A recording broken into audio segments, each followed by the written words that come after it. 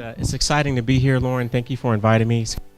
Thank you for inviting me to the event. That was a good presentation. We're getting started. So I know this might sound a little weird, so I'll first reintroduce myself a little bit. I'm Ken NewBill. I have a local company called NewBill of Health, where I help people work on systemic lifestyle change from a lifestyle perspective, right? So when things happen in their life that cause them to not be themselves, or if they got things they want to correct in their life, they're looking for a partner. I help partner with them. And how I kind of got started with that was, you know, it's May, and believe it or not, I'm already thinking about Christmas.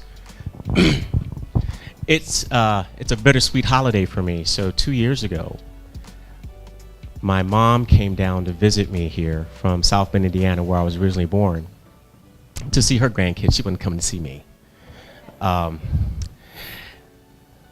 And so she got there about 8 o'clock, you know, got into Charlotte around 8 o'clock that night.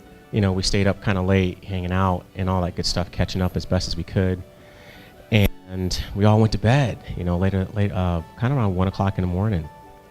And I have a really old house. It's like 125 years old. And so you can kind of hear things. 3 stories. She's on the 3rd story, kind of like this big bonus room, right? And I'm asleep, but then I start hearing like this. Thought I heard something sliding down the wall.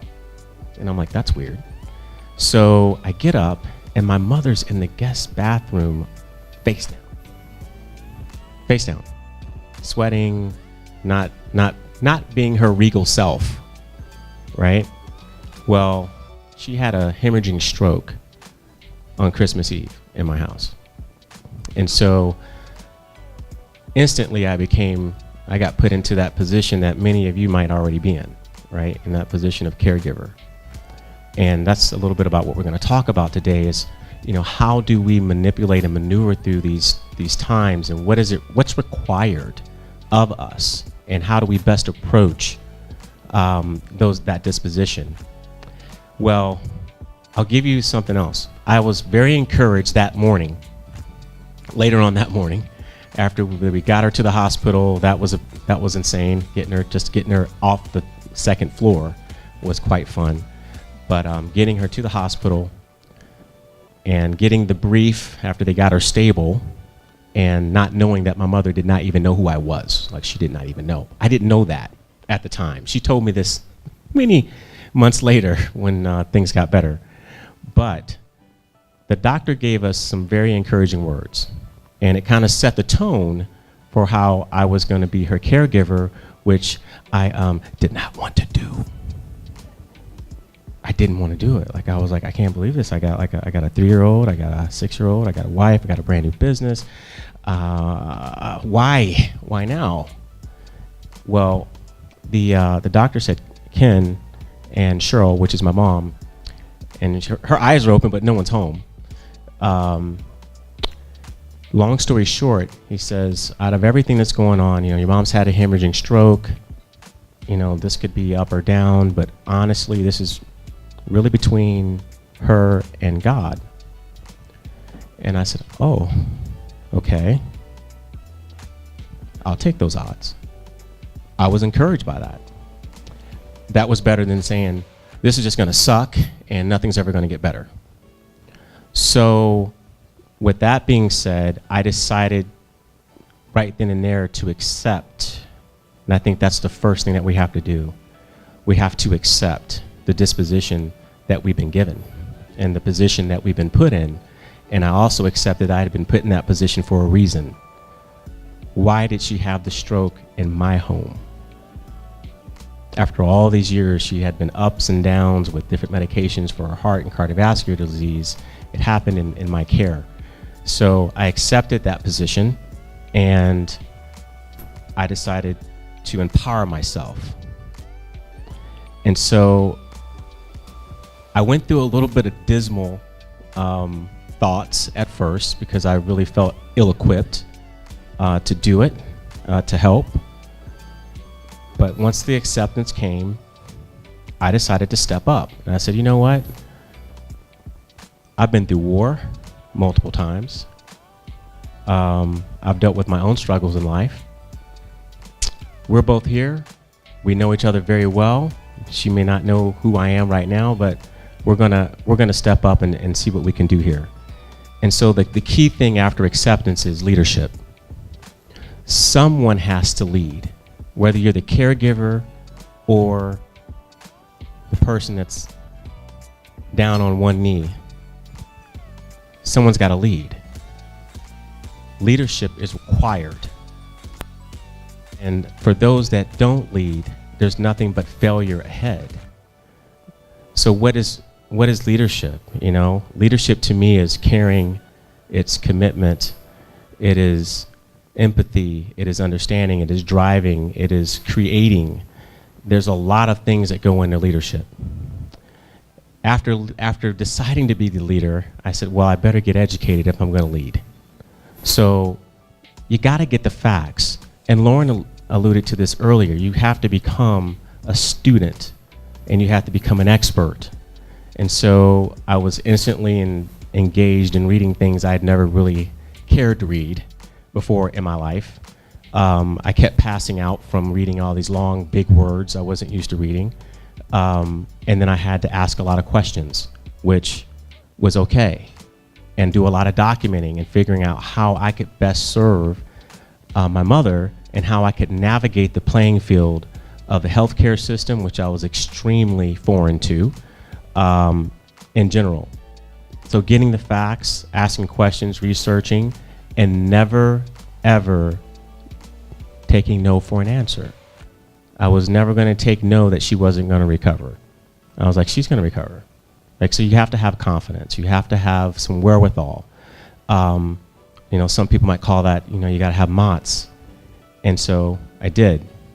So now that I'm leading, I also understood I needed something else. I needed a team.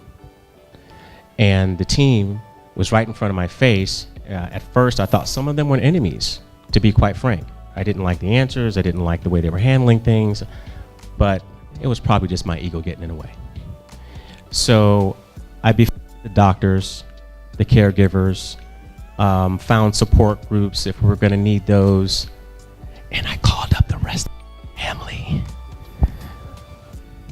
and said they need help. I might need them in some way, shape, or form. Assemble your team. Find out who's got your back and who's ready to ride, because it's on. Because you're going to get tired, and you're going to get weak, and you're going to need somebody to back you up. So friends are also really important, because family isn't always great friends, and you need outlets, and you need social opportunity, not just for you, but also for the person you're caring for. So I think this is a dual-hatted opportunity. Now, I've got my team. Now let's set some goals, right? Goals, and what are the rules of the game? And I think a lot of people go into these situations, they don't have any kind of roadmap. They're just getting up every day, doing something. They don't know what that something is necessarily. But if you have a plan, at least you can adjust your plan. If you have a goal, at least you can adjust your goal. At least you can go over some specifics with some professionals and go, is this even make any sense what I'm talking about? Like, can we actually do this? Yeah, or no, or here's how you can do it. Great. Let's get something actionable. Let's get something specific, measurable, achievable, relevant, and timely, so that we can have some victories. You gotta have little victories along the way. They don't have to be huge, right? But every little freaking inch that you can get to a victory seems like a mountain just got climbed sometimes. So next thing I need, tools. Assemble your tool sets, right? Understand your weaponry, your medication, your supplements, if you need supplements, any type of medical devices. How do you use this stuff, right? You know, some people are dealing with way more complex things where there's like shots and needles and tubes and things that they're gonna have to administer at home. So you need training. Get trained, learn how to manage your tools. Now this is my favorite. Some people call it self-care. I like to call it self-love.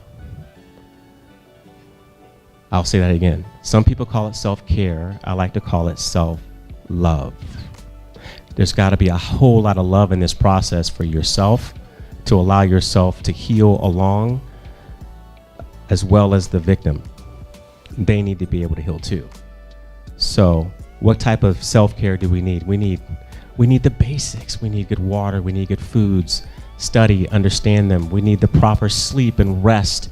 That may seem unrealistic at times, but you need to strive for that, depending on your situation. You need to move. You need to get your body moving. You need to be able to get your hormonal balances in alignment. And you need to seek counsel wherever your spiritual counsel comes from. That's self-love. That keeps you ready for the battlefield again on another day. The sooner you relinquish the control over the self-love piece, the sooner you're going to fall victim to not being of any value to the person you're trying to serve. Now, once that's over, you need to be prepared to adapt, because it ain't going to stay the same. It's going to continuously change. That's the only thing that's guaranteed. There's going to be change.